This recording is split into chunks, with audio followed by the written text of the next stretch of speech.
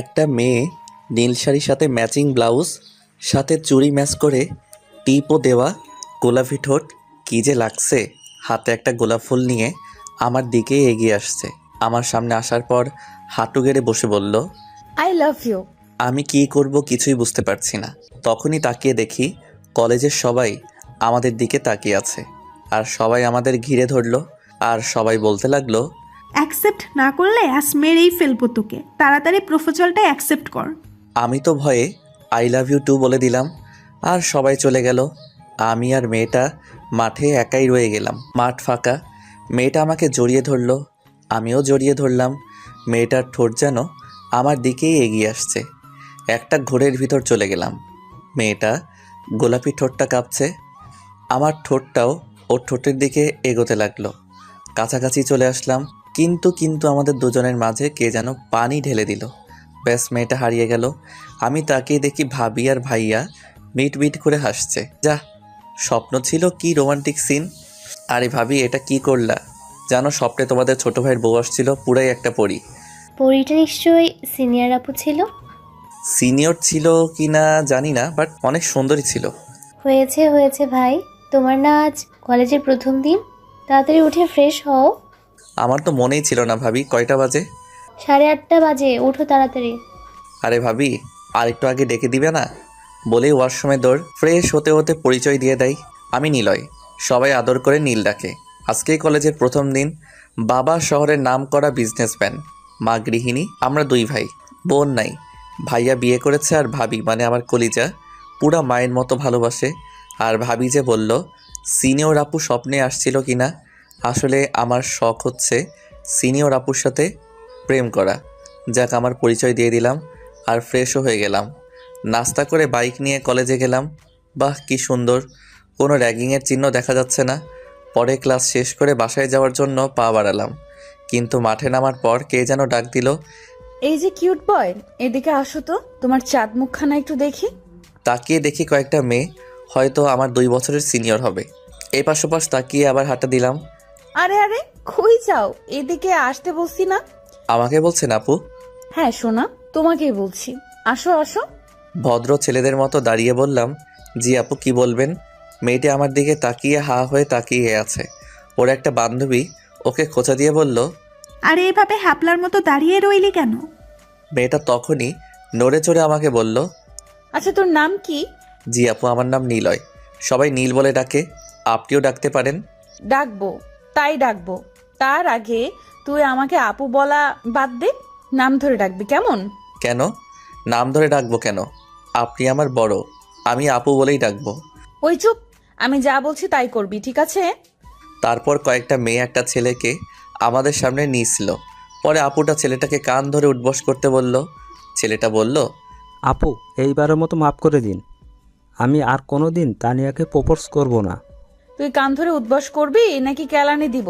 তোর সাহস হয় কি করে জুনিয়র হয়ে সিনিয়রদের প্রপোজ করিস? কান ধরে উদ্বাস কর, না হলে লাঠি পিটা করব। ছেলেটা ভয় পেয়ে তো কান ধরে উঠবস শুরু করে দিছে। আমি তো মনে করেছিলাম র্যাগিং নেই এই কলেজে। এই কলেজে তো মেয়েরা র্যাগিং করে, আর সিনিয়রের সাথে প্রেম অসম্ভব। কি চকলেট বয়, কি ভাবছো? নাম ধরে ডাকবা নাকি ওর মতো কান ধরে উদ্বাস করবা? আচ্ছা আপু, নাম ধরে ডাকবো, কিন্তু আমি তো আপনার নামই জানি না। আমার নাম নীলা, দেখো না কি মিল আমাদের নামে, তাই না? মেয়েটা বলল, হ্যাঁ তাই তো। আচ্ছা আপু, আমি এখন যাই। এই কথা বলাতে মনে হয় মহাভারত অশুদ্ধ করে ফেলেছি। কি, তোকে নাম ধরে ডাকতে বললাম? সরি নীলা, সরি, আর ভুল হবে না। কি ডেঞ্জারাস মেয়ে রে বাবা। আচ্ছা যা, আর কাল থেকে সব সময় আমার সাথে দেখা করে ক্লাস করবি কেমন? মনে যেন থাকে। এখন সোজা বাসায় যাবি, একটুও দেরি করবি না। আচ্ছা বাবা গো, বড় বাচ্চা বেঁচে গেলাম। এক দৌড়ে বাইকের কাছে এসে বাইক নিয়ে দে দৌড়। কি রে নীলা, ছেলেটাকে ছেড়ে দিলি কেন? যাই হোক, ছেলেটা কিন্তু জোস দেখতে, কি কিউট, মনে হয় এখনো পুরা বাচ্চা বাচ্চা লাগিস। নীলা, ছেলেটাকে আমার পছন্দ হয়েছে রে। ওই তোরা নজর দিবি না, এই চিকনা আমার, ওকে দেখে আমি ফিদা হয়ে গেছি রে। তানিয়া, ওকে আমার লাগবে বুঝলি, ওর দিকে কেউ নজর দিবি না, দুলা ভাই হয় তোদের। বাসায় এসে হাঁপাচ্ছি। আরে আমি তো বাইক নিয়ে আসছি, তাহলে হাঁপাচ্ছি কেন? আরে আমার ভাইটা এভাবে হাঁপাচ্ছে কেন? আর বলো না ভাবি, কলেজ থেকে বড় বাচ্চা বেঁচে আসলাম। আরে কি কি উল্টাপাল্টা বলছিস? হ্যাঁ, ঘোরায় ফিরে না বলে সোজাসাপটা বল।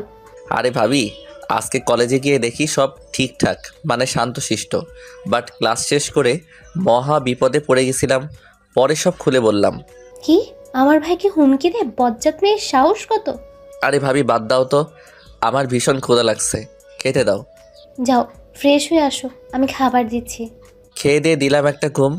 ঘুম থেকে উঠে দেখি বিকাল 5টা বেজে গেছে। তাই ফ্রেশ হয়ে বের হলাম একটু ঘোরাঘুরি করার জন্য। যেই না মোড়টা ঘুরবো তখনই কার সাথে যেন খেলাম ধাক্কা। তাকাতেই দেখি নীলা আপু আমাকে চর মারতে গিয়ে থেমে গেল। যাক বাবা, এবারও বেঁচে গেলাম। কি রে চকলেট বয়, কই যাচ্ছিস? আরে আপু আপনি? এই তো ঘুরতে বের হলাম। কেমন আছেন? কোথায় যাচ্ছেন? সবই ঠিক ছিল, বাট আপু বলে ডাকলি কেন? তোকে না বলছি আপু না বলে ডাকতে? ইয়ে মানে ভুলেই গেছি, আর হবে না। তা বললে তো হবে না, এখন তোকে শাস্তি পেতে হবে। আরে আপু সরি, এই কি বলে ফেললাম। কি তুই আবার আপু বললি? সরিতে কাজ হবে না, এখন তো তোকে শাস্তি পেতেই হবে, কোনো কথা চলবে না। সরি নীলা, ভুল হয়ে গেছে, প্লিজ মাফ করে দাও। তো শাস্তি হচ্ছে আমাকে কপালে একটা চুমু দিবি এখন, কেমন? আর না হলে কান ধরে উদ্বস করবি 10 বার। কোনটা করবি কর তাড়াতাড়ি। আরে নীলা, আমি তো সরি বললাম, মাফ করে দাও। না, কোনো মাফটাফ নাই, তাড়াতাড়ি কর। কোন শাস্তি মেনে নিবে? আরে কপালে তো ভালোবাসার মানুষটাকেই ভালোবাসার পরশ এঁকে দিতে হয় না। আমি নীলার কপালে চুমু দিতে পারবো না। 10 বার কান ধরে উঠবস, আবার এই পাবলিক প্লেসে? না না, কোনোটাই করব না। কিরে কই হারাই গেলি? তাড়াতাড়ি কর, কি করবি? কান ধরে উদ্বস নাকি কপালে একটা পাপ্পি দিবি? না, আমি কোনোটাই দিব না। তুই দিবি না তোর ঘাট দিবে? বলেই ডানে বামে তাকিয়েই আমার মাথা ধরে তার কপালে আমার ঠোঁট জোর করে ধরে রাখছে আর রাগী গলায় বলল, এবার পাপ্পি দে, না হলে খারাপ কিছু করে ফেলবো। কোনো কিছু করতে না পেরে তার কাছে হার মেনে দিলাম একটা চুমু। আর চুমু দেওয়াতে কি খুশি না হলো। আর সাথে সাথে আমার গালে দিল একটা ডিপ কিস। এটা কি হলো নীলা, তুমি আমায় কিস করলা কেন? কেন, তোর ভালো লাগে নাই? দাঁড়া এবার ঠোঁটে একটা দেই। না না থাক, আমার অনেক ভালো লেগেছে। এখন আমি যাই, কেমন? কাল দেখা হবে কলেজে। আচ্ছা যা, বাট কোনো মেয়েদের দিকে তাকাবি না, কথাও বলবি না, বুঝলি? মনে যেন থাকে। আর যদি ভুলে যাস তাহলে শাস্তি তো আছেই। যা, এখন সন্ধ্যা হয়ে আসছে, বাসায় যা, আমিও বাসায় যাব। বলে একটা মিষ্টি হাসি দিয়ে চলে গেল।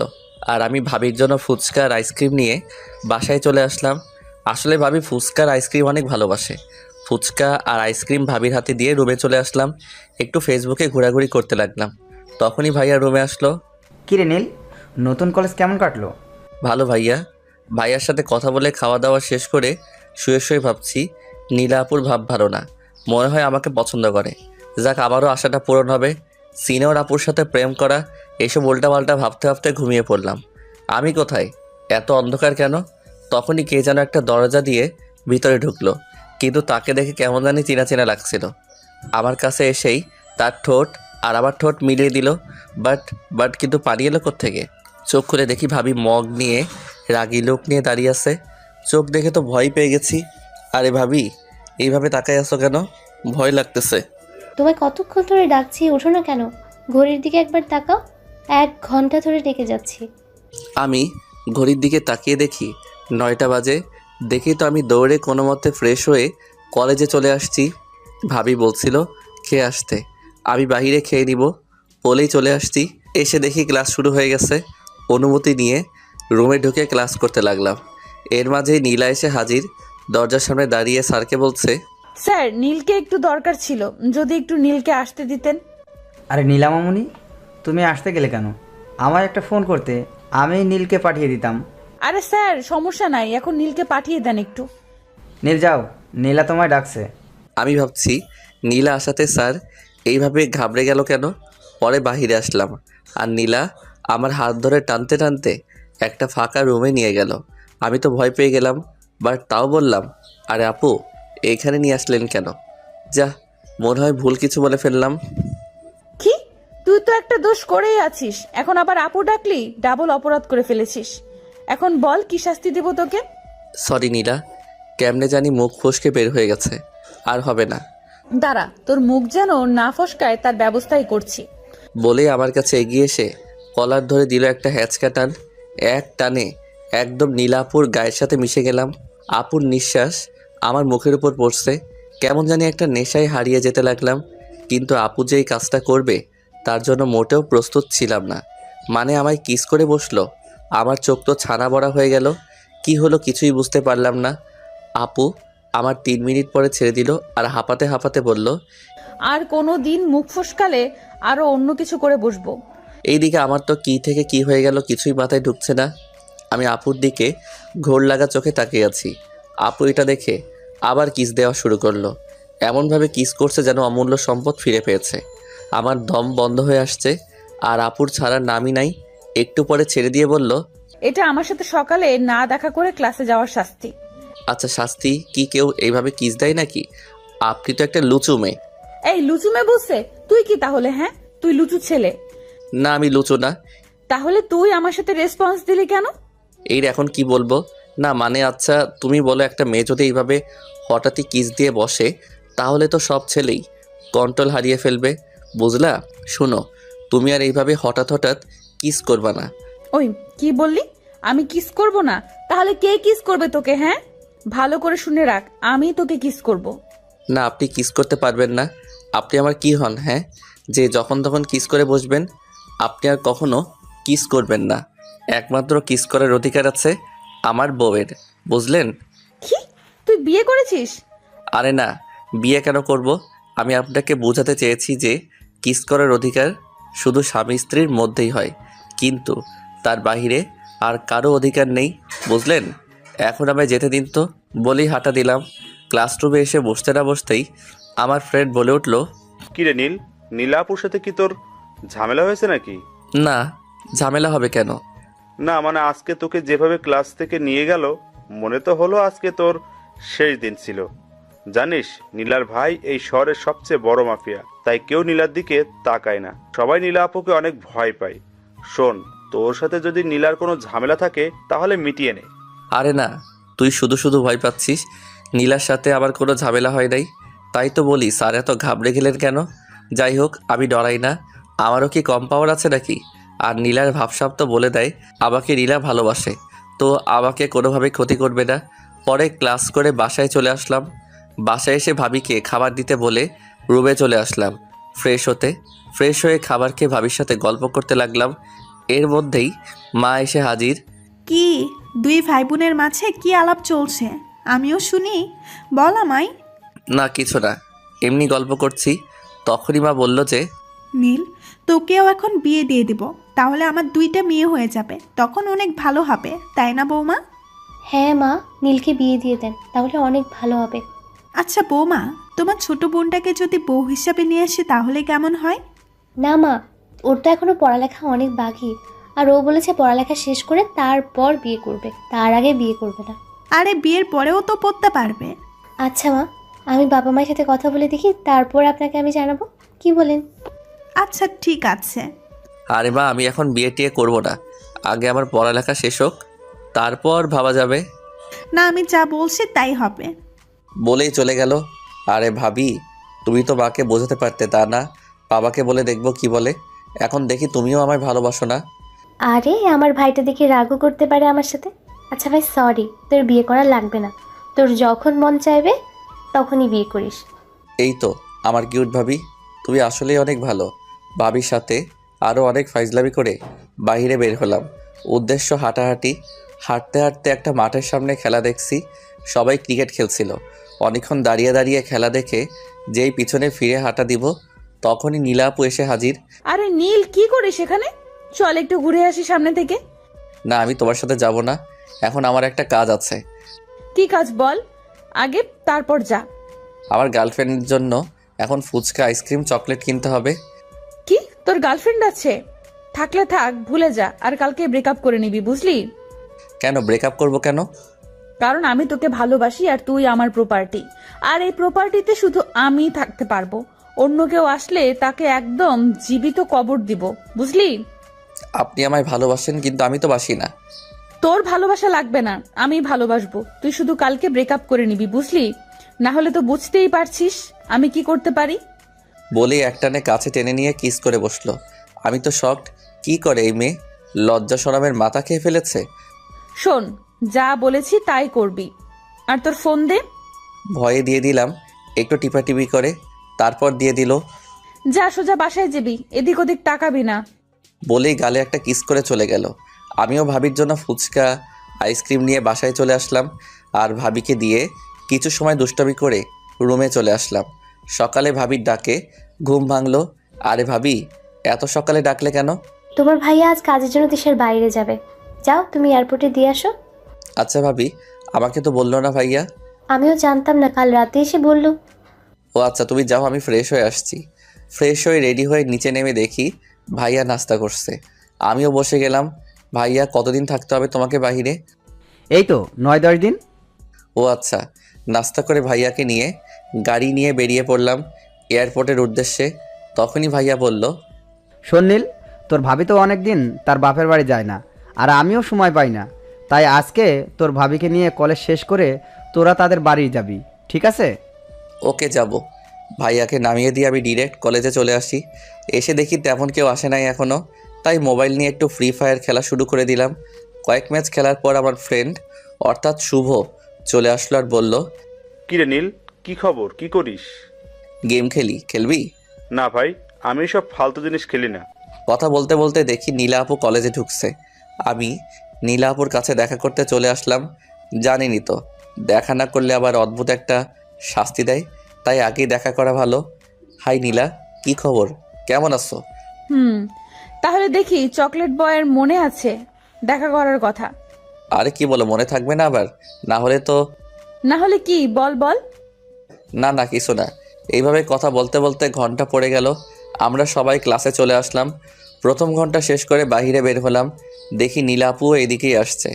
আমার চোখ আবার কলেজের গেটের দিকে গেল। দেখলাম একটা গাড়ি ভিতরে ঢুকছে। দেখে বুঝতে পারলাম আমাদের গাড়ি এটা। আমিও নিচে নেমে এলাম। দেখি ভাবি গাড়ি থেকে নামছে। আমি কাছে গিয়ে জিজ্ঞেস করলাম, ভাবি তুমি কলেজে আসলে হঠাৎ? কি করব বলো, মা বললো তোমাকে নিয়ে এখনই যেন আমাদের বাসায় যায়, তাই তোমাকে নিতে আসা। আমাকে বললেই তো হতো, আমি চলে আসতাম। না আসলে এখান থেকে আমরা আমাদের বাড়ি চলে যাব। আমি তোমার সব জামা কাপড় নিয়ে এসেছি, চলো তো, দেরি হয়ে যাচ্ছে। বলেই হাত ধরে টেনে নিয়ে গেল গাড়ির কাছে। আমি বললাম, ভাবি আমিও তো গাড়ি নিয়েই আজকে কলেজে আসছি। আচ্ছা, ড্রাইভারকে বলে দেই গাড়িটা নিয়ে বাসায় যাক, আর আমরা এটা নিয়ে চলে যাই, কেমন? আচ্ছা চলো। এখন আমি ড্রাইভারকে চাবি দিয়ে ভাবির সাথে চলে আসলাম তাদের বাসায়। ওইদিকে নীলা দেখলো আর ভাবলো হয়তো এই মেয়েটাই আমার গার্লফ্রেন্ড। মানে ভাবিকে ভুল বুঝলো আর বলল, তোকে বলেছিলাম না ব্রেকআপ করে নিতে, তুই করলি না। তবে আমিও আমার জিনিস আদায় করে নিব। এই নীলা, এমন কোনো জিনিস নেই যে চাওয়া মাত্র পাইনি, আর তোকেও আমি পেয়ে যাব। তোকে না পেলে আমি নিজেকে শেষ করে দিব। বলেই কাঁদতে কাঁদতে বাসায় চলে গেল। এইদিকে আমি ভাবিদের বাসায় এসে রুমে বসে বসে ফ্রি ফায়ার খেলছি। এমন সময় ভাবির বোন মানে জান্নাত আমাকে যে রুমে দেওয়া হয়েছে সেই রুমে আসলো আর টেবিলে হাতাহাতি করতে লাগলো। তাদের বাড়ি, যা ইচ্ছা করছে করুক, আমার কি। আমি একবার জান্নাতের দিকে তাকিয়ে আবার গেম খেলায় মনোযোগ দিলাম। তখনই জান্নাত বলে উঠল, আরে আপনি তো বেশ বোরিং একটা লোক। মানে বুঝলাম না, কি বলতে চাচ্ছেন? আপনি আমাকে দেখার পরও কথা বললেন না কেন? কেন আপনাকে দেখে আমার কথা বলতে হবে? কে আপনি? না মানে আপনাকে খেতে ডাকছে আপু, তাই ডাকতে আসলাম। তো এটা বললেই তো হতো, কী সব উল্টাপাল্টা বলছিলেন। বলেই চলে আসলাম। কি ভাব, ভাব বের করব বলে দিলাম। হ্যাঁ ভাবি বলো, ডাকছিলে আমায়? খেতে বসো। দেখি সবাই বসে আছে, আমিও বসে পড়লাম। খেয়ে আবার রুমে এসে শুয়ে পড়লাম। আর নীলা আপুর কথা ভাবছি। নীলা আপু কি আমাকে ভালোবাসে? এইসব আউল ফাউল ভাবতে ভাবতে রাতে গভীর ঘুমে পা বাড়ালাম। ঘুম ভাঙলো কারো চুরির শব্দে। মানে জান্নাত আমার কানের কাছে তার হাত ঝাঁকিয়ে চুরির পরে শব্দ করছে। আমি চোখ খুলে বললাম, কি শুরু করলেন আপনি? কি করেছি আমি? এই যে এত সকালে আমার আরামের ঘুমটা ভাঙালেন। জানেন আমার সিনিয়র গার্লফ্রেন্ডের সাথে কি রোমান্টিক স্বপ্ন দেখছিলাম। মানে সিনিয়র গার্লফ্রেন্ডকে আর আপনি প্রেম করেন? আরে তেমন কিছু না। উঠুন, এখন নাস্তা করতে হবে আর আমার সাথে আমার কলেজে যেতে হবে, বুঝলেন? নাস্তা না হয় করলাম, কিন্তু আপনার কলেজে কেন যাব? না এমনি আপনাকে একটু ঘুরিয়ে দেখাবো আমাদের কলেজটা কেমন। এবার তাড়াতাড়ি উঠে ফ্রেশ হয়ে নিচে আসুন। আপনি যান, আমি আসছি। ফ্রেশ হয়ে নিচে নেমে নাস্তা করে জান্নাতের সাথে তার কলেজে আসলাম। কেমন লাগছে আমাদের কলেজ? ভালোই, পরিবেশ ভালো লাগলো। চলেন, আজ আর ক্লাস করবো না, ঘুরবো। ওকে চলেন। ঘোরাঘুরি করে বাসায় চলে আসলাম আর ভাবিকে বললাম, ভাবি আমার আর এখানে ভালো লাগছে না, বাসায় যাবা কবে? কেন, কালকেই তো আসলাম আর তুমি এসব বলছো? আর কয়েকদিন থেকে তারপর না হয়ে যাব। ঠিক আছে, তুমি যা বলবা তাই। আমি রুমে গেলাম। ফ্রেশ হয়ে আসো, আমি খাবার দিচ্ছি। আচ্ছা। আমি ফ্রেশ হয়ে টাওয়েল পরেই ফোন টিপছিলাম, ঠিক তখনই জান্নাত নক না করে রুমে আসলো আর আমাকে দেখে দিল এক চিৎকার। আমিও ওর সাথে সাথে দিলাম চিৎকার। পরে আমি প্যান্ট আর একটা শার্ট নিয়ে ওয়াশরুমে দিলাম দৌড়। কাপড় পরে বের হয়ে দেখি রুম ফাঁকা। যাক বাবা, বাঁচা গেল। নিচে গিয়ে দেখি জান্নাত টেবিলে বসে খাবার খাচ্ছে, কিন্তু আমি কি করে ওর সামনে যাব ভেবে পাচ্ছি না। তখনই ভাবি বলল, নীল, খেতে বসো।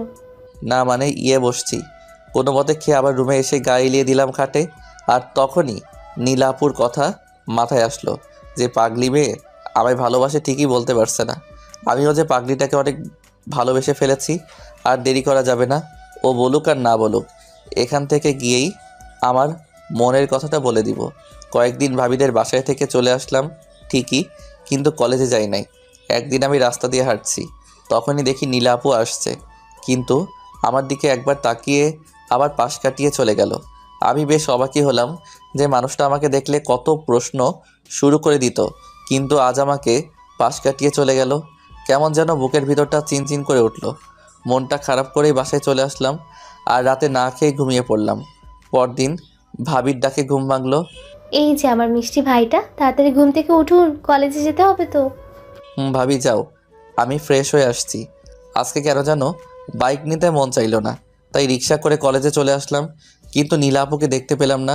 পুরো ক্যাম্পাস খুঁজেও পেলাম না, তাই মন খারাপ করে ক্লাসে চলে আসলাম। কোনো মতে ক্লাস করে বের হয়ে হেঁটে হেঁটে বাড়ি যাচ্ছি, তখনই একটা কালো গাড়ি আমার সামনে এসে দাঁড়ালো আর কয়েকজন লোক দেখে মনে হচ্ছে বডিগার্ড হবে। আমি কিছু বলতে যাব, তখনই একজন আমার নাক বরাবর একটা স্প্রে করলো আর আমার মুহূর্তেই যেন ঘুম চলে আসলো। আমি আর দাঁড়াতে পারছি না, পড়ে যাচ্ছি। আর মনে নাই, চোখ খুলে দেখি আমি একটা অন্ধকার ঘরে একটা বিছানার পাশে একটা চেয়ারে বাঁধা অবস্থায় বসে আছি। ঠিক তখনই দরজাটা খুলে গেল আর যাকে সামনে দেখলাম তাকে দেখে আমি তো অবাক হয়ে গেলাম। দেখলাম নীলা ভিতরে ঢুকছে, সাথে 10 থেকে 20 জন লোকও আছে, সবাই বডিগার্ড টাইপ পোশাক পরে আছে। আর নীলা প্রায় দৌড়িয়েই আমার কাছে চলে আসলো আর ওই লোকদেরকে বলল, ইডিয়েট, ওকে এইভাবে বেঁধে রাখছে কে? ম্যাম, আমি বেঁধেছি। নীলা তখনই লোকটাকে একটা চড় মেরে বলল, এই, তোকে না বলেছি নীলকে এই বিছানায় শুয়ে রাখতে? কেন বেঁধে রাখলি? হ্যাঁ, নীলের কষ্ট হচ্ছে না? সরি ম্যাম, আসলে আমি মনে করেছিলাম যদি ছেলেটার জ্ঞান ফিরে তাহলে হয়তো পালিয়ে যাবে, তাই বেঁধে রেখেছি। উফ, এত কথা বাদ দিয়ে নীলকে তাড়াতাড়ি খোল বলছি। ইস, কতই না কষ্ট পাচ্ছে। জি ম্যাম, খুলে দিচ্ছি। আমাকে বাঁধন খুলে দিয়ে লোকটা সরে গেল আর নীলা আমাকে জড়িয়ে ধরে কপালে গালে চুমু দিতে লাগলো আর বলতে লাগলো, এই নীল, তুমি কি বেশি কষ্ট পাইছো? প্লিজ জান, আমায় মাফ করে দাও। আমি তোমাকে কষ্ট দিতে চাই নাই, সত্যি বলছি। এই খাটটার উপর একটু বসো, আমি খাবার আনছি। তোমাকে তো অনেক সময় এখানেই নিয়ে আসছি। সব কথা একদমই বলল। তার মানে আপনি আমাকে কিডন্যাপ করেছেন? বাহ নীলাপু, আপনার ভাব দেখে মনে হয়েছিল আপনি আমায় পছন্দ করেন, কিন্তু আমি জানি না আপনার সাথে আমার বা আমার পরিবারের কোনো শত্রুতা আছে কিনা। সো এখন কি করতে চান আপনি? আমায় মেরে ফেলবেন? মারেন, কোনো সমস্যা নাই, মারেন মারেন, কিলমি। নীল প্লিজ, আমাকে ভুল বোঝো না, আসলে আমি তোমাকে সত্যিই ভালোবাসি। ভালোবাসেন তাহলে এসব কি আমাকে এখনই কেন নিয়ে আসলেন? এই আপনার ভালোবাসা ছিল নীলা আপু? আমি যখন আপনি করে আর আপু বলে ডাকছিলাম, তখন নীলা আপু কেমন যেন একটা ভাব, মানে দেখে মনে হচ্ছে অনেক কষ্ট পাচ্ছে আর রাগও হচ্ছে। তখনই নীলা বডিগার্ডদের বলল, আপনারা এখন বাহিরে যান তাড়াতাড়ি। ওদের মধ্যে থেকে একজন বলে উঠল, ম্যাম, আপনাকে যদি কিছু করে ফেলে এই ছেলে, তখন স্যার তো আমাদের কাউকে ছেড়ে দিবে না। ওফো, তোমরা এত কথা বলো কেন? এখন আমার চোখের সামনে থেকে যাও বলছি, তাড়াতাড়ি। চিল্লাতে চিল্লাতে বলল। নীলাকে দেখেই মনে হচ্ছে ওদের এখনই কাঁচা চিবিয়ে খাবে। ওকে ম্যাম, যাচ্ছি। বলেই সবাই চলে গেল। নীলা দরজাটা লাগিয়ে দিল আর লাইট অন করলো। আমার সামনে এসে কান ধরলো আর বলল, নীল প্লিজ, আমাকে ভুল বোঝো না। আমি সত্যিই তোমাকে এইভাবে এখানে আনতে চাইনি। আমি জানি তোমার অনেক কষ্ট হয়েছে এখানে থাকতে। আচ্ছা ভালো কথা, বুঝলাম আপনি এখানে আমাকে ইচ্ছা করে আনেন নাই, তো কিসের জন্য আমায় এইখানে আনলেন? শোনো নীল, আমি তোমাকে আমার জীবনের চাইতেও বেশি ভালোবাসি। আর তুমি কি না অন্য একটা মেয়ের সাথে রিলেশন করে বেড়াচ্ছ? আমি তো তোমাকে বলেই দিয়েছিলাম যে তুমি যদি ওই মেয়েটার সাথে ব্রেকআপ না করো তাহলে আমি যে উল্টাপাল্টা কাজ করে বসবো। তাই আমি তোমাকে এখানে ধরে আনছি। ছি নীলা আপু, আমি তোমাকে ভালোবাসি না নীলা আপু, বুঝলে? এখন আমাকে এখান থেকে যেতে দিবে নাকি মেরে ফেলবে? ভাব নিয়ে বললাম। আসলে নীলার চেহারা দেখে আর ওর রাগ দেখে এখন আমারই ভয় করছে। কি তুই ভালোবাসবি না? তোর ঘাড় আমাকে ভালোবাসবে। বলেই দিল একটা কিস। আমি ছাড়ানোর চেষ্টা করছি বাট পারছি না, কারণ আমার মাথার চুল খামচি মেরে ধরে রাখছে। আর ছাড়ানোর চেষ্টা করলেই চুল ধরে টান দেয়। এইভাবে 3 মিনিট ধরে রাখছিল। আমার দম বন্ধ হয়ে যায় অবস্থা। আরে নীলা আপু শুনেন, আমি না আপনাকে বলেছিলাম এইসব কিস টিস স্বামী স্ত্রীর মাঝে দেওয়া হয়? আপনি আসলেই একটা লুচু মেয়ে। স্বামী স্ত্রী না, দাঁড়া, তোমাকে আজকেই বিয়ে করব, একটু সময় দাও বাবু। বলেই কাকে যেন ফোন দিল আর বলল, ভাইয়া আমি তোমাকে একটা লোকেশন দিচ্ছি, তুমি তাড়াতাড়ি কাজে নিয়ে এখানে চলে আসো তাড়াতাড়ি। মানে কাজী কেন আনবে এখানে? কিছুই তো বুঝতে পারছি না। বাবু তোমার বোঝা লাগবে না, একটু পরেই সব ক্লিয়ার করে দিব, কেমন? দেখেন নীলা আপু, আমার বাবা এসব কিছু যদি জানতে পারে তাহলে পুরো শহর কিন্তু তছনছ করে ফেলবে। এই তোকে কতবার বলতে হবে তুমি করে ডাকতে? শোন, শুনে রাখ, আজই আমার আর তোর বিয়ে হবে। তারপর সব অধিকার কেমনে নিতে হয় আমিও দেখে নিব। আর তোর বাবা আমাদের খুঁজেই পাবে না, কারণ তোর মোবাইল আমি অফ করে রেখেছি, আর মোবাইলটাও আমার কাছেই। তো সব চিন্তা ভাবনা বাদ দিয়ে বিয়েটা করে ফেলো আমাকে লক্ষ্মী ছেলের মতো, কেমন সোনা? আমি জীবনেও বিয়ে করব না। আপনা বলতে না দিয়ে তুমি করে বলো বলছি। ও আচ্ছা, তোমাকে জীবনেও আমি বিয়ে করব না। আর তখন নীলার ফোন বেজে উঠল আর নীলা বলল, একটু দাঁড়াও আমি আসছি। বলেই দরজার দিকে চলে গেল আর দরজাটা খুলে দিল। দেখলাম একজন লোক আর একটা হুজুর আসছে। আমার বুঝতে বাকি নাই যে লোকটা নীলার ভাই। তারা আমার কাছে আসলো আর লোকটা আমাকে দেখে মুচকে হাসি দিল আর নীলাকে উদ্দেশ্য করে বলল, নীলা বোন আমার, তোর দেখি পছন্দ আছে বলতে হবে। ছেলেটা একদম কিউট আর পিচ্ছি পিচ্ছি ভাব। ভাইয়া আর বলো না তো, আমার লজ্জা লাগে। যাক বাবা, এই মেয়ে নাকি লজ্জা পায়। হয়েছে, আর লজ্জা পেতে হবে না। তো কাজী সাহেব বিয়ে পড়ানো শুরু করেন। না, আমি বিয়ে করব না আপনার বোনকে। আরে কি যেন নাম? ও হ্যাঁ, নীল। দেখো বিয়ে করবে কিনা আমি জানি না, তো আমার বোন তো তোমাকে ঠিকই বিয়ে করেই ছাড়বে, বুঝলে? শোনো নীলা, তুই এখন কিভাবে ওকে রাজি করবি তোর ব্যাপার। কাজী সাহেব আপনারা বিয়ে পড়ানো শেষ হলে আমাকে ডাক দিয়েন, কেমন? আমি এখন বাইরে থেকে একটু ঘুরে আসি। আর নীলা, এই ছুরিটা রাখ, কাজে দিবে। Bye, best of luck my dear sister. ভাইয়া তুমি রিল্যাক্সে বাহির থেকে একটু ঘুরে আসো, কেমন? তারপর নীলার ভাই বাহিরে চলে গেলেন আর নীলা আমাকে খাটের উপর বসিয়ে দিল আর কাজীকে বলল, এবার শুরু করেন। কাজী সাহেব সব কিছু মানে বিয়ের খুতবা পড়ে নীলকে বলল, বাবা বলেন কবুল। না আমি বলবো না। আর নীলা আমাকে বলল, প্লিজ নীল বলে দাও, না হলে কিন্তু খারাপ কিছু করে ফেলবো। তুমি যা ইচ্ছে করো, তাও বলবো না। আর নীলার রাগ মাথায় উঠে গেছে। দেখ আমি ভালোই ভালোই বলছি, বলে ফেল, না হলে একদমই ছুরি চালিয়ে দেব। দাও ছুরি চালাও, আমার গলায় চালিয়ে দাও, সমস্যা নাই। সত্যি সত্যি নীলা আমার বুকে একটা টান মেরে দিল, কিন্তু অল্প কেটেছে, রক্ত বের হচ্ছে। আর রাগী গলায় বলল, বল, না হলে এবার সত্যি সত্যি গলায় চালিয়ে দিব। না বলবো না। দাঁড়া, তোকে আমি মারবো না, আমি এখন নিজেকেই শেষ করে দিব। বলেই নীলার হাতে দিল একটা টান, সাথে সাথে রক্তে ফ্লোর ভিজে গেল। তখন মনে হলো আমার বুকে কে যেন অনেক জোরে আঘাত করলো। পরে নীলা আবার বলল, বাবু প্লিজ বলে ফেলো। আমি চুপ, কোনো কথা বের হচ্ছে না আমার মুখ দিয়ে। আমাকে চুপ থাকতে দেখে নীলা আবার হাতে দিল ছুরি দিয়ে টান। তখন আমি আর সহ্য করতে না পেরে চোখ বন্ধ করে বলে ফেললাম, কবুল কবুল কবুল। কবুল বলাতেই নীলা আমাকে জড়িয়ে ধরল। তখনই কাজী বলল, মামুনি আপনি এখন বলুন কবুল। নীলা সাথে সাথে কবুল কবুল কবুল। যেই তাড়াতাড়ি বলল বাবারে, কাজী আলহামদুলিল্লাহ বলল। ওইদিকে নীলা আস্তে আস্তে জোরে একটা চিৎকার দিল আর বলল, নীল তোমার অনেক কষ্ট হচ্ছে তাই না বাবু, একটু দাঁড়াও। বলে একজনকে ডাক দিল। সাথে সাথে একটা বডিগার্ড চলে আসলো আর বলল, আর নীলা বলল, এখনই ফার্স্ট এড বক্সটা নিয়ে আসুন। লোকটা চলে গেল আর নীলা আমার বুকের কাটা অংশে হাত দিয়ে কান্না করছে আর বলছে, দেখো নীল আমি কত খারাপ তাই না, তোমাকে কষ্ট দিচ্ছি। এইদিকে নীলার হাত দিয়ে যে রক্ত পড়ছে তাতে ওর কোনো খেয়ালই নাই। সে আমাকে নিয়ে ব্যস্ত হয়ে পড়ে আছে, কিন্তু আমি ওর সাথে কোনো কথাই বলছি না। বডিগার্ড ফার্স্ট এইড বক্স নিয়ে আসলো, আর নীলা বক্সটা নিয়ে আমার বুকে ব্যান্ডেজ করতে লাগলো। কিন্তু নীলার হাত দিয়ে রক্ত পড়েই চলেছে, তাই আমি ওর হাত ধরে তুলা আর স্যাভলনটা কেড়ে নিলাম। নিয়ে নীলার হাত ওয়াশ করতে লাগলাম, আর নীলা আমার দিকে এক নজরে তাকিয়ে আছে। আমি ব্যান্ডেজ করে নীলাকে বললাম, এখন আমাকে বাড়িতে যেতে দাও প্লিজ, আর পাগলামো করো না। আমার মা বাবাকে তুমি চিনো না, হয়তো এতক্ষণে পুরা শহরটা তছনছ করে ফেলেছে। তখনই নীলার ভাই চলে আসলো আর বলল, কোনো চিন্তা করিও না, তোমার বাবা মা এখন রিল্যাক্সে ঘুমাচ্ছে। মানে ঘুমাচ্ছে মানে কি? আসলে আমি তাদেরকে ম্যানেজ করে ফেলেছি।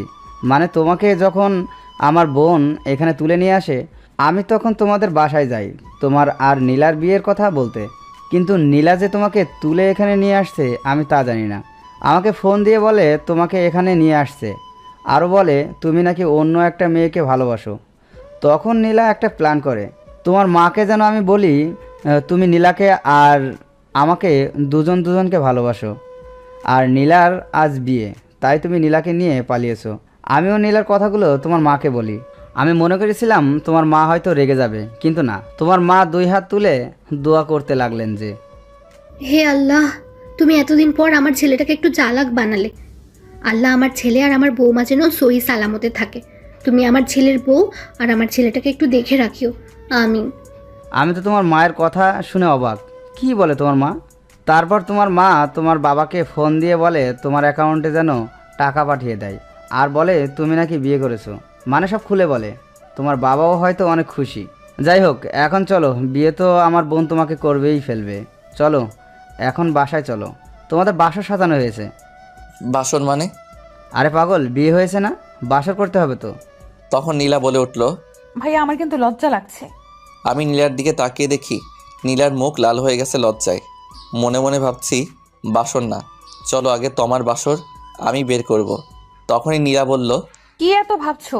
চলো বাসায় যেতে হবে। আমি নীলার কথা ভাবনা থেকে বের হয়ে বললাম, আচ্ছা চলো।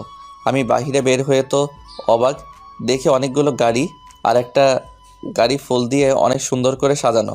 আমাকে আর নীলাকে সাজানো গাড়িতে বসিয়ে দিয়ে নীলার ভাই অন্য একটা গাড়িতে বসলো, আর গাড়ি চলতে শুরু করে দিল। নীলা আমাকে বলল, সরি নীল, কেন? তোমাকে এইভাবে বিয়ের করার জন্য। আসলে তোমাকে হারানোর ভয় একটু বেশি হচ্ছিল, তাই প্লিজ নীল, তুমি ওই মেয়েটাকে ভুলে যাও।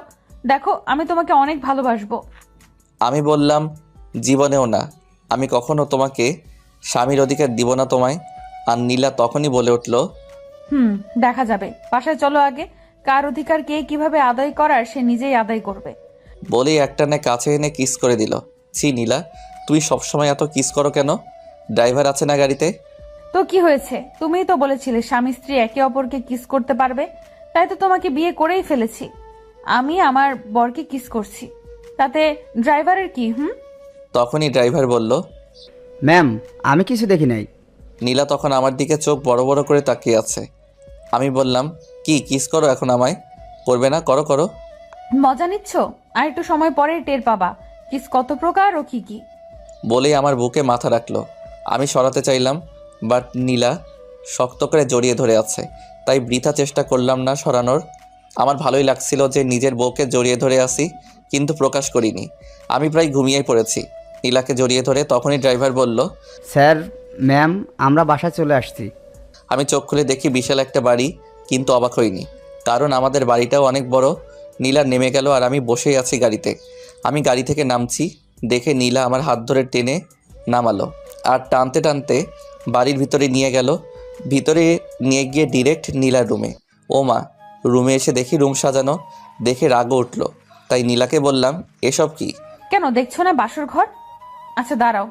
বলেই আলমারি খুলে একটা শেরওয়ানি আনলো আর বলল, এটা পরে নাও। হাতে ধরিয়ে দিয়ে আবার আলমারি খুলে একটা লাল শাড়ি বের করলো। আমি শেরওয়ানি হাতে নিয়েই দাঁড়িয়ে আছি। তখন বলল, পরবে না, দাঁড়াও। বলে বডিগার্ড বডিগার্ড বলে চিৎকার করা শুরু করলো। তখনই 2 জন লোক চলে আসলো আর নীলা তাদের বলল, তোমরা নীলকে সাজিয়ে দাও, আমি ভাবির কাছ থেকে শাড়ি পরে আসি। আমি এসে যেন দেখি নীলকে সাজানো হয়েছে। বলেই চলে গেলে এই মেয়ে সবসময় আমাকে মাইন্ডকার চিপায় ফেলে দিয়ে নাচতে নাচতে চলে যায়। তখনই বডিগার্ড একটা বলে উঠলো, স্যার প্লিজ পড়ে নেন, না হলে আমরা কিন্তু জোর করে পড়িয়ে দেব। না, আমি পড়বো না, তোমরা যাও এখন এখান থেকে। সরি স্যার, পারবো না, ম্যামের অর্ডার আছে। আপনাকে না সাজিয়ে আমরা কোথাও যাব না। বলেই একজন আমার 2 হাত খপ করে ধরে ফেললো, আর আরেকজন শেরওয়ানিটার ভাঁজ খুলতে লাগলো। তখন আমি বললাম, তোমরা বাহিরে যাও, আমি রেডি হচ্ছি, কেমন? এ তো স্যার আপনি আসলে একটা বুদ্ধিমান লোক। বলেই দুজনেই বাহিরে চলে গেল। কিছু করার নাই, আমি ফেসে গেছি, সব পরে নিলাম, গিয়ে আয়নার সামনে দাঁড়ালাম। বাহ, সুন্দর লাগছে তো। নীলা এমনিতেই পাগল হয়েছে, আবার আমার এই সাজে দেখলে মনে হয় আজ রাতে কিছু একটা করবেই। তখনই দরজায় খটখট শব্দ গিয়ে দরজাটা খুলে দিলাম। দেখি নীলা শাড়ি পরে দাঁড়িয়ে আছে। আমি নীলাকে দেখে আবার ক্রাশকে বসলাম। নীলাও আমার দিকে হাঁ করে তাকিয়ে আছে। ঘোর ভাঙলো নীলার ভাবির কাশিতে। নীলার ভাবি বলল, এইভাবে তাকানোর সময় আরও পাবে, এখন খাবারটা খেয়ে নাও। নীলার হাতে খাবার দিয়ে মুচকে একটা হাসি দিল। তখন নীলা ভাবিকে বলল, সব ঠিক মতো দিয়েছো তো ভাবি? তখন নীলার ভাবি নীলার কানে কানে কি যেন বলল, আর নীলা লজ্জা পেয়ে ভাবিকে বলল, যাও তুমি, তুমি না ভাবে অনেক শয়তান।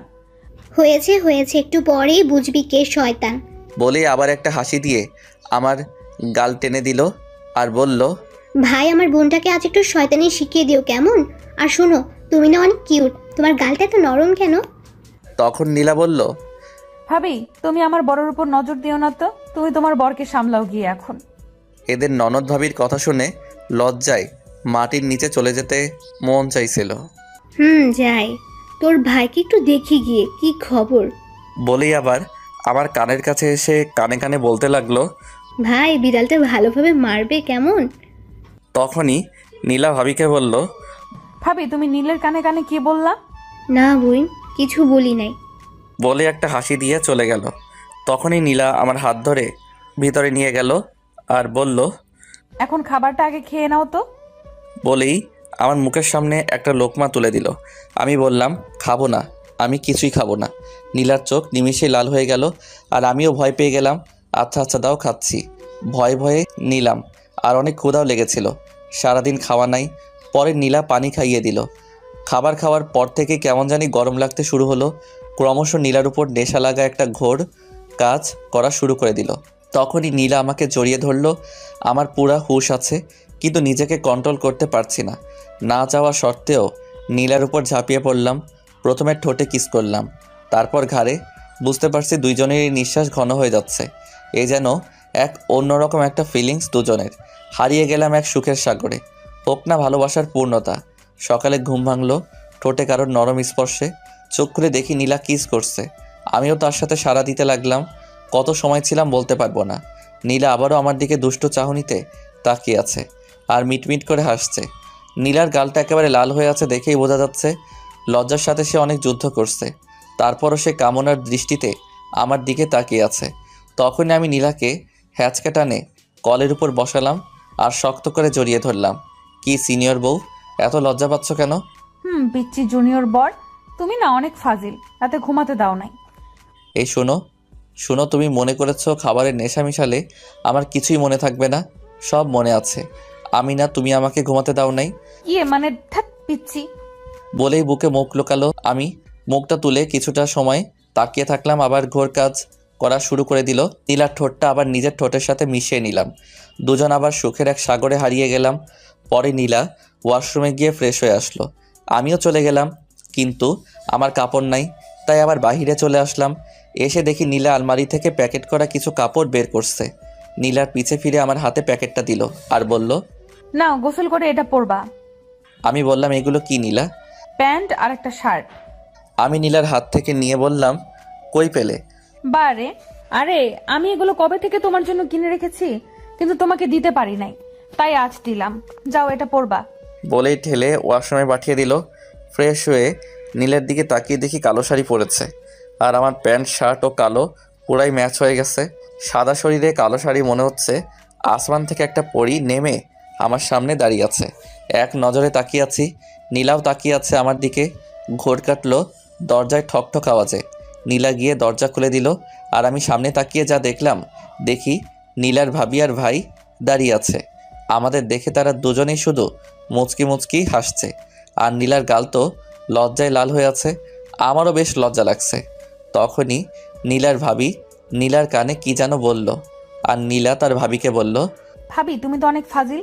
তারা দুজনেই ঘরে প্রবেশ করলো। নীলার ভাই আমার কাছে এসে আমায় জড়িয়ে ধরে কেঁদে দিল। আমি সহ সবাই অবাক হয়ে গেলাম। আমি নীলার ভাইকে বললাম, ভাইয়া কি হলো, কান্না করছেন কেন? নীলার ভাই বলল, নীল ভাই আমার পাগলি বোনটা তোমাকে অনেক অনেক ভালোবাসে। বলতে পারো নিজের জীবনের চাইতেও ও তোমাকে ভালোবাসে। যেদিন তুমি কলেজে একটা মেয়েকে নিয়ে গাড়ি করে কোথায় যেন গিয়েছিলে, সেই দিন নীলা আমাকে তোমার কথা বলে কান্না করে দিয়েছিল। এমনকি তুমি পরের দিন কলেজে যাওনি দেখে খাওয়া দাওয়া বাদ দিয়ে দিয়েছিল। আমার মাথায় তো কিছুই ঢুকছে না, মেয়ে নিয়ে তাও আবার গাড়িতে করে। তাই নীলার ভাইকে বললাম, আচ্ছা ভাইয়া, আমি কবে মেয়ে নিয়ে গাড়িতে আর কোথায় বা গিয়েছিলাম? তখন নীলার ভাই বলল, এই তো সপ্তাহখানেক আগে। আমি তখন নীলাকে বলেছিলাম তোমাকে নীলার সাথেই বিয়ে দিব। তখন নীলা একটু শান্ত হয়। তখন আমার মাথায় আসলো, আরে সপ্তাহখানেক আগে তো আমি ভাবির সাথে তাদের বাড়িতে গিয়েছিলাম। নীলা কি সন্দেহটাই নাই করেছে আমাকে। তখনই মাথায় একটা শয়তানি বুদ্ধি আসলো। মনে মনে হাসি পেয়েছে বুদ্ধিটা আসার কারণে। তখনই নীলার ভাইকে বললাম, ভাইয়া নীলাকে নিয়ে কোনো চিন্তা আপনি করবেন না, আমি নীলাকে দেখে রাখবো। আর এখন আমাকে বাড়িতে যেতে হবে। অনেক বুঝিয়ে সুজিয়ে নীলার ভাইকে রাজি করিয়ে একাই বাসায় রওনা দিলাম। নীলা আসতে চেয়েছিল, আমি আনি নাই, কারণ বুদ্ধিটা কাজে লাগাতে হবে তো। নীলাদের বাসার ড্রাইভার আমাকে আমার বাসার সামনে নামিয়ে দিল। আমি বাসার কলিং বাজালাম। তখনই মা আসলো। দরজাটা খুলে আমার পিছনে তাকাতাকি করছে। আমি যে পুরো একটা দিন একটা রাত না বলে বাসায় আসি নাই, তা নিয়ে তার কোনো মাথা ব্যথা নাই। সে কী যেন খোঁজাখুঁজি নিয়ে ব্যস্ত। তখনই মা বলে উঠল, কি রে নীল, আমার বৌমা কই রে? তুই একা আসলি কেন? মায়ের কথা শুনে অবাক আমি ভেবেছিলাম মা আমাকে বলবে, বাবা তুই কাল কই ছিলি, জানিস কত চিন্তা করেছি, রাতে ঘুমাতে পারি নাই, ইত্যাদি ইত্যাদি। ও মা, তা না বলে বলছে কি বৌমা কই। আমি রেগে গিয়ে বললাম, কিসের বৌমা? মা উল্টা রাগ দেখিয়ে বলল, মেয়েটাকে নিয়ে পালালি আর এখন বলছিস কিসের বৌমা মানে? বল মেয়েটার কি ক্ষতি করেছিস আর কোথায় রেখে আসছিস? আমিও মজা করে বললাম, বিক্রি করে দিয়েছি। এই কথা মা শুনে আমাকে বলল। তুই একটু এখানে দাঁড়া, আমি আসছি। আমিও ভদ্র ছেলের মতো দাঁড়িয়ে রইলাম। ওরে আল্লাহ, একটু পরে দেখি মা ঝাড়ু খুন্তি নিয়ে হাজির।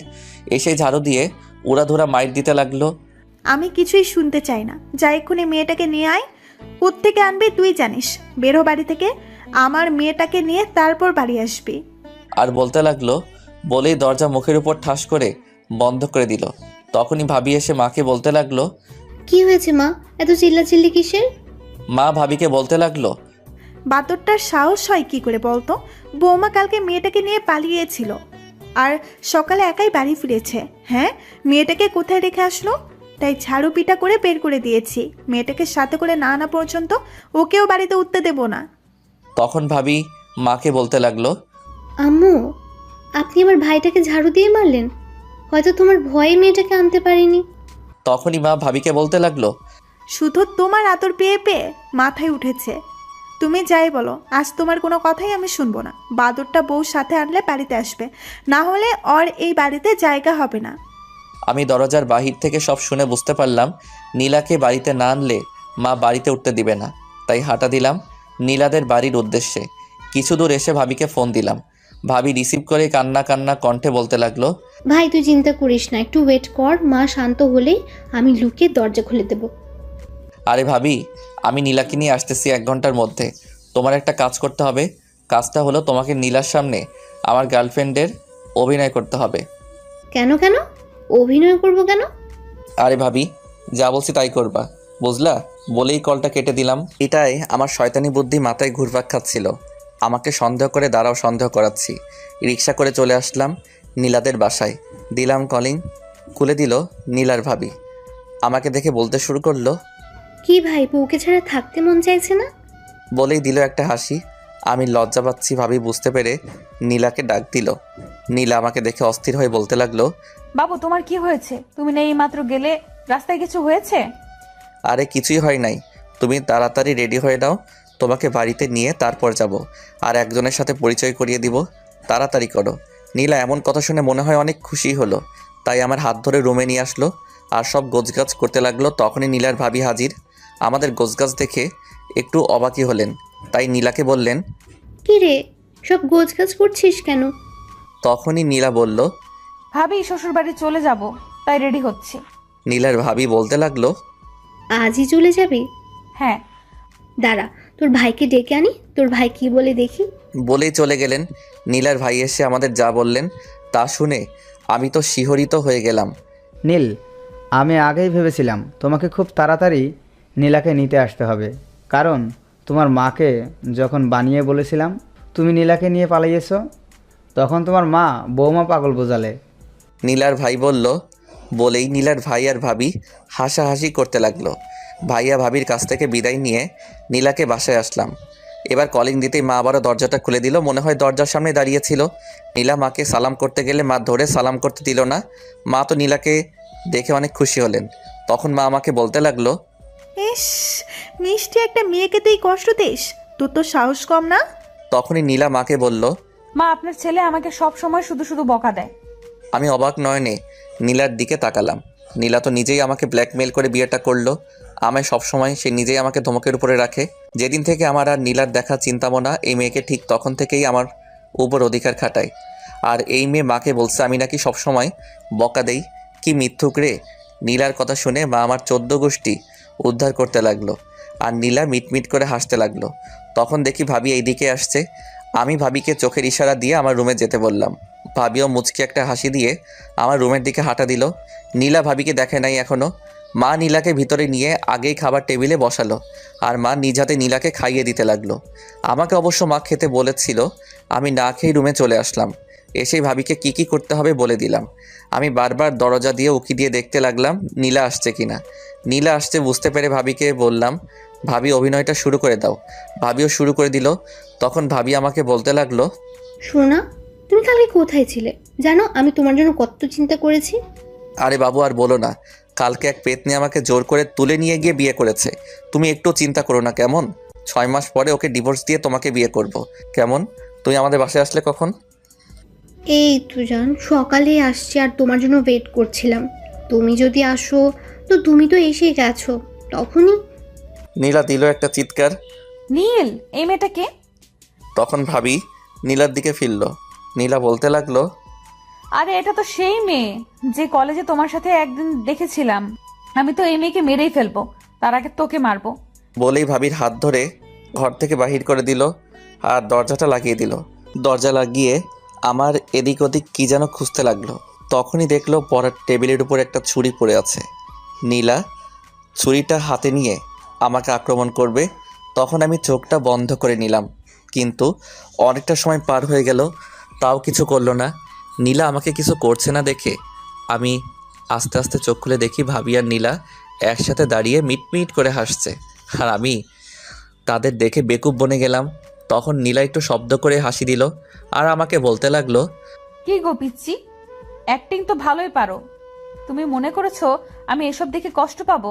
না, একদম না। কারণ আমার শাশুড়ি আম্মা আমাকে বলেছে তোমার একটা বড় ভাই আছে এবং তার একটা কিউট মিষ্টি দেখতে বউও আছে, এবং সে তোমাকে ভাইয়ের মতো ভালোবাসে, সেটাও বলেছে। সরি সুইটি ভাবি, ভাবি আমার, আমি তোমাকে সেই দিন কলেজে সন্দেহ করেছিলাম নীলের সাথে দেখে। আরে পাগলি বোন আমার, এটা তো স্বাভাবিক বিষয়। আমি কিচ্ছু মনে করিনি। তুমি আমার এই ভাইটাকে একটু দেখে রাখবা কেমন? একটু বোকা আছে, তুমি চালাক বানাই দিবা। আচ্ছা তোমরা কথা বলে আমি যাই, এখানে থেকে কাবাব মেয়ে হাড্ডি হতে চায় না। ভাবি আপনি এখন একটু যান, এই পিচ্চিটার ক্লাস নিব এখন একটু। ভাবি চলে গেল আর নীলা দরজা লাগাই দিল আর আমার দিকে আস্তে আস্তে আগাতে লাগলো। এই মেয়ের ভাবসাব ভালো লাগছে না, কখন কি করে আল্লাহই জানে। আমি পিছাতে পিছাতে দেয়ালের সাথে ঠেকে গেলাম আর নীলা আমার দুই পাশে হাত দিয়ে দেয়ালে আমার সাথে লেপ্টে দাঁড়ালো। তখন দুজনেরই নিঃশ্বাস ভারী হয়ে যাচ্ছে। নীলা প্রায় মাতাল থুক্কু মাতালনি হয়ে গেছে। দিল 2 ঠোঁট এক করে, দীর্ঘ সময় ধরে কিস করে শেষে এসে ঠোঁটে দিল একটা কামড়। কি হলো এটা? কামড় দিলা কেন? ভাবির সাথে নাটক করছো তাই এই শাস্তি দিলাম। যাও, তোমার সাথে কথা নাই বলেই খাটের উপর বসে পড়লাম। ব্যাস, নীলা আরও সুযোগ পেয়ে গেল আর আমার কাছে এসে বসলো আর আমার দিকে আর চোখে তাকাতে লাগলো আর মিটমিট করে হাসতে লাগলো। এই বাবু, রাগ করলা নাকি? না, আমি রাগ করতে পারি? দাঁড়াও, তোমার রাগ ভাঙাচ্ছি বলে ধাক্কা দিয়ে খাটের উপর ফেলে দিল। কি আর বলবো, সবসময় খালি রোমান্টিক অত্যাচার করে বুঝলেন। যাক, এক রাউন্ড হয়ে গেল। নীলা আর আমার বিয়ে হয়েছে এটা আমাদের পরিবার ছাড়া অন্য আত্মীয় স্বজন জানে না, তাই একটা বড় করে অনুষ্ঠান করা হলো।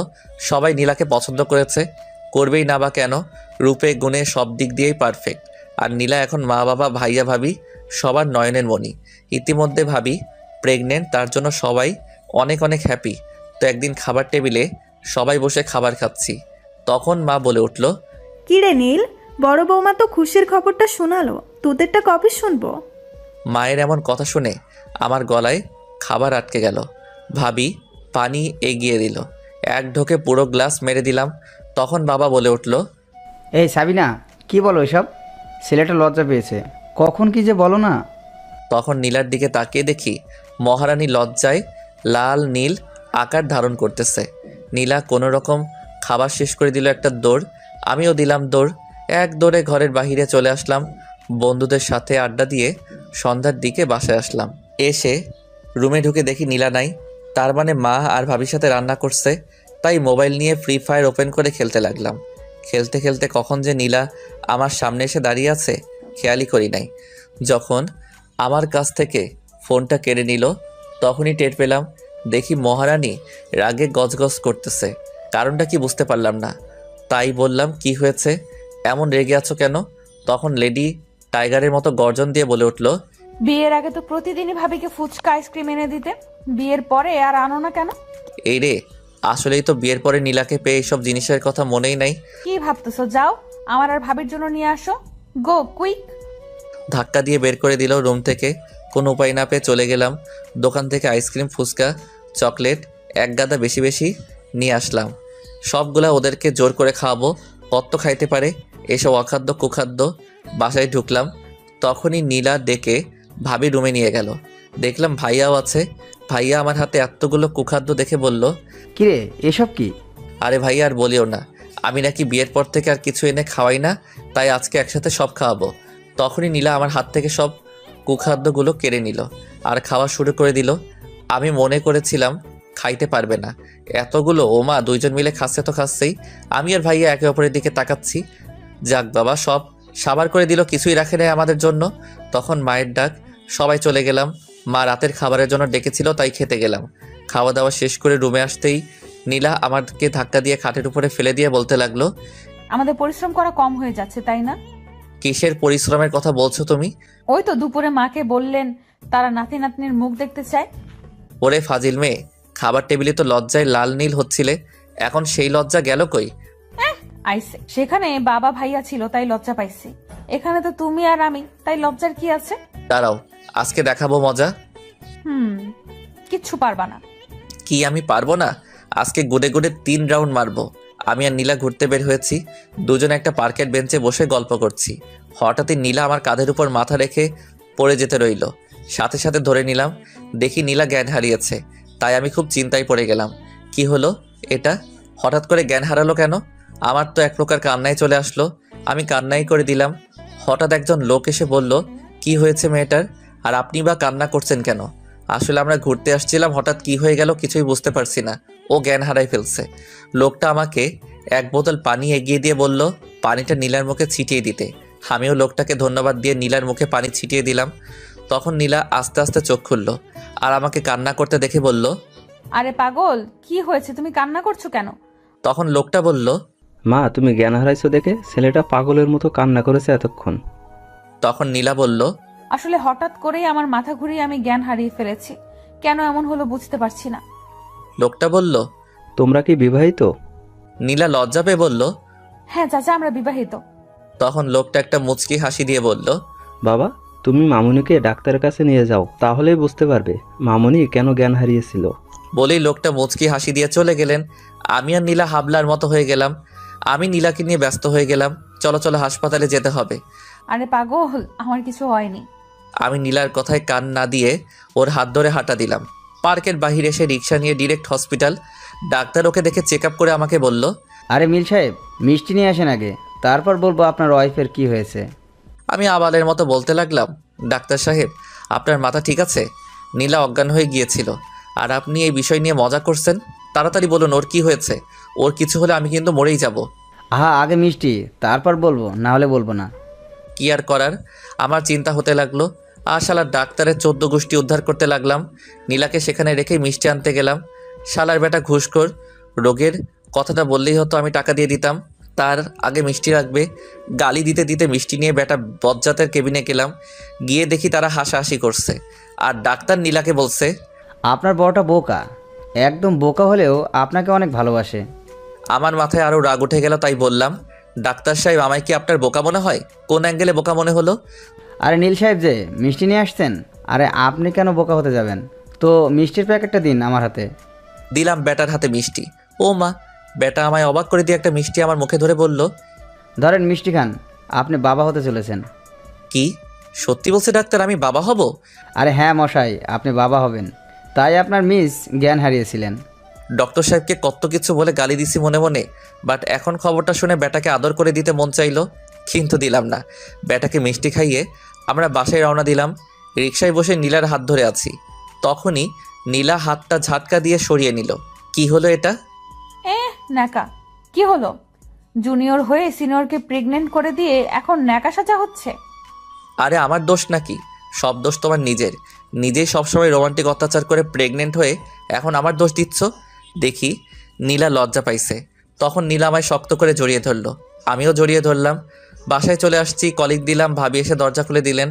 ভাবির এখন 6 মাস প্রেগনেন্সি চলে, তাই ভাবিকে বললাম, আরে ভাবি তুমি কেন দরজা খুলতে গেলে? আরে ভাই, মাথা গরম করে না, সবাই একটু ঘুমাচ্ছে তাই আমি দরজাটা খুলে দিলাম। তখন ভাবি নীলার হাতে প্রেগনেন্সির কাগজ দেখে বলল।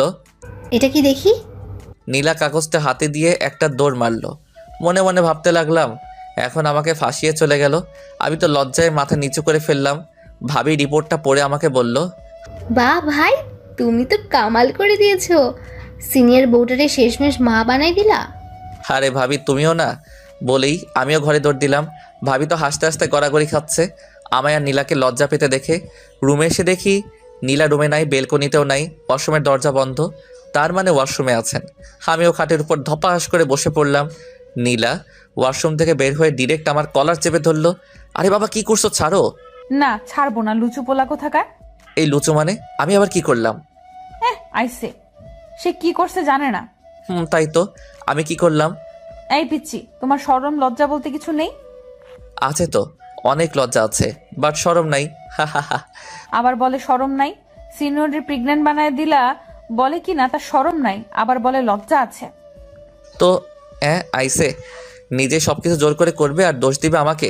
আচ্ছা আমি আর কিচ্ছু করব না, আর তুমিও করবা না, বলেই কলা ছাড়িয়ে খাটের উপর শুয়ে পড়লাম। এই যা, এইটুকুতেই রাগ? দাঁড়া, তোর রাগ বার করছি। শুয়ে চোখ বন্ধ করে আছি, তখনই নীলা এসে সুরসুরি দিতে লাগলো। এই পিচ্ছি, কই যাবা রাগ করো, তাও আবার আমার উপর? সাহস কত বড়, হ্যাঁ? রোম্যান্স করবে কি না তা রাগ করে শুয়ে থাকা হচ্ছে? আরে নীলা কি শুরু করলা? হ্যাঁ, এত সুরসুরি দিচ্ছ কেন? ঘুমাতে দাও, আমার ঘুম পাইছে। কি তোমার ঘুম পাইছে? এইদিকে ফিরো প্লিজ, রাগ করো না, এই যে কানে ধরছি। তা কানটা কার ধরেছেন, আমারটা না আপনারটা?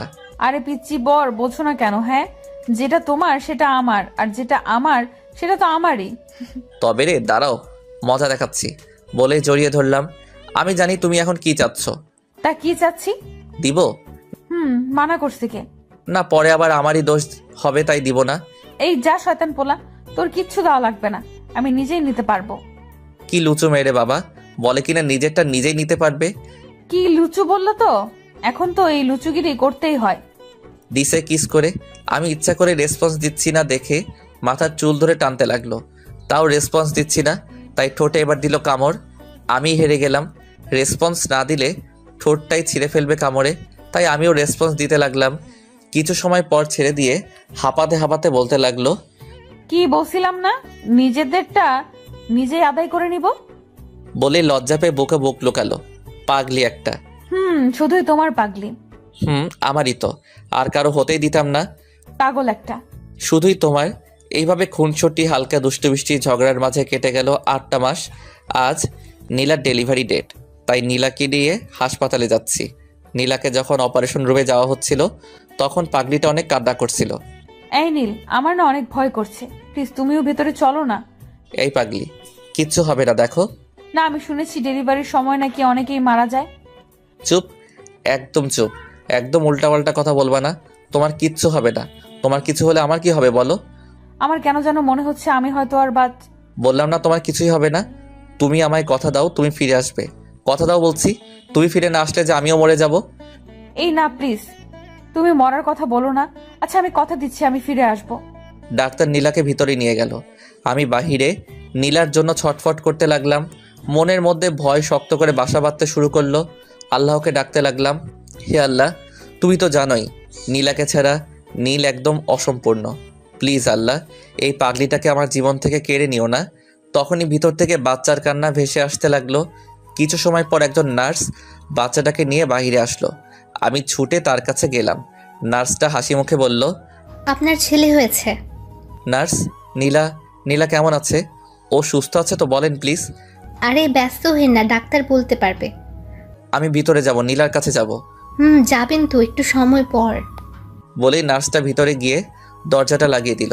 তখন আমি আমার ছেলের দিকে তাকালাম। মা, বাবা, ভাইয়া, ভাবি সবাই আমাকে ঘিরে ধরেছে আমার ছেলেকে দেখার জন্য। ছেলেটা একদম তার মায়ের মতোই কিউটের ডিব্বা। তখনই মা আমার ছেলে নিতে নিতে বলল, দে আমার নাতিকে আমার কোলে। ছেলেটাকে তার দাদির কোলে দিলাম। তখনই ডাক্তার বের হলেন মুখটা ভারী করে।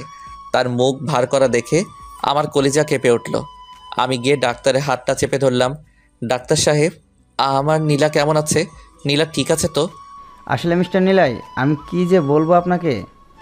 আমার জান যায় যায় অবস্থা ডাক্তারের কথা শুনে। আপনি সরেন, আমি নীলার কাছে যাব। বলে একদরে নীলার বেডের পাশে দাঁড়ালাম। দেখি চোখ বন্ধ করে আছে। আমার আত্মাটা বের হবার মতো হয়ে গেছে। চোখ দিয়ে অঝরে নোনা জল গড়িয়ে পড়তে লাগলো। এই নীলা, লক্ষ্মীটি একবার চোখটা খোলো প্লিজ। আমাকে এভাবে ছেড়ে যেতে পারো না তুমি। এই নীলা, তুমি না আমায় কথা দিছিলা আমাকে ছেড়ে যাবা না? প্লিজ চোখটা খুলো। বাহ, তুমি তো বেশ বেইমান হয়ে গেছো। কথা দিয়ে কথা রাখো না। কেন বেইমানিটা করলে আমার সাথে? বলে বেডের সাথে কপাল ঠেকিয়ে নীরবে কান্না করতে লাগলাম। কিছু সময় পর মাথায় কমল স্পর্শ পেলাম। এই স্পর্শটা আমার অনেক পরিচিত। হ্যাঁ, এটা নীলার স্পর্শ। নীলার মুখের দিকে তাকিয়ে দেখি মিটমিট করে হাসছে। এই পাগল, এইভাবে কেউ কান্না করে? আমার কিচ্ছু হয়নি। আমি যে আমার পিচ্চি পাগলটাকে কথা দিয়েছিলাম আমি ফিরে আসবই। তোমার সাথে একটু মজা করার জন্যই তো ডাক্তারকে মিথ্যা বলতে বলেছিলাম। তখনই যেন আমার মধ্যে আত্মাটা আবার প্রবেশ করলো। সাথে সাথে পাগলিটাকে জড়িয়ে ধরলাম আর মুখে কপালে গালে হাজারো ভালোবাসা এঁকে দিলাম। এই পিচ্চি কি করছো? দেখো দরজায় কারা দাঁড়িয়ে আছে। তাকিয়ে দেখি মা, বাবা, ভাইয়া, ভাবি, ডাক্তার সাহেব, নার্স সবাই দাঁড়িয়ে চোখের পানি মুছতেছে আর মুচকি মুচকি হাসতেছে। মা এসে বলতে লাগলো, কিরে শয়তান মেয়ে, আমার এইভাবে আমাদের কষ্ট দিতে তোর ভালো লাগে তাই না? আমি তোমাদের কষ্ট দিতে চাইছি নাকি? আমি তো দেখতে চাইছি আমার পিচ্চিটা আমাকে কতটা ভালোবাসে। তা কি দেখলি তোর পিচ্ছি কিরকম ভালোবাসে তোকে? ফাজিল মেয়ে আমার। অনেক অনেক অনেক ভালোবাসে আমায়। তা আমার বাবুই সোনা কই, আমার কাছে দিবা না নাকি? ভাইয়া বলল, এই যে আমার আব্বু তো আমার কোলে।